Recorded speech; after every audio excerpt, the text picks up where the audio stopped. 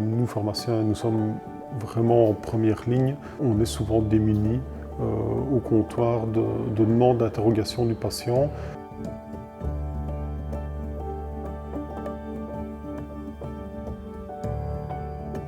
L'accompagnement à domicile d'un patient en situation palliative est permis par la collaboration de différents professionnels, qui soient soignants ou non soignants.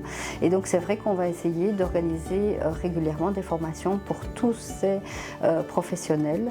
Donc évidemment on pense aux médecins, aux infirmières, aux aides familiales, aux aides ménagères, on pense aux pharmaciens. C'est d'avoir un avis de personnes qui sont sur le terrain et qui peuvent répondre effectivement à toutes les questions qu'on peut se poser face à la détresse des fois, face à la question, aux questions des patients ou de la famille, de l'entourage, des proches. On sait déjà plus facilement vers qui on peut s'orienter plutôt qu'un numéro général. On découvre le matériel, on peut savoir de quoi on parle. Au niveau des volontaires, donc on est vraiment attentif à ce qu'ils aient une formation de base solide.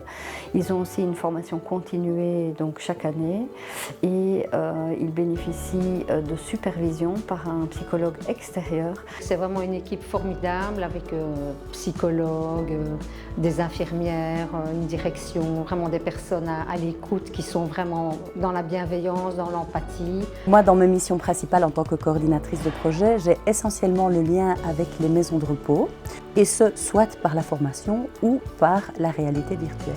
L'avantage également, c'est que pour les maisons de repos qui connaissent peu Palia-Verviers, c'est une occasion d'entrer en contact avec nous. Les soins palliatifs ne sont pas encore connus de tout le grand public, donc cet aspect de sensibilisation du grand public nous occupe encore une grande partie de notre temps.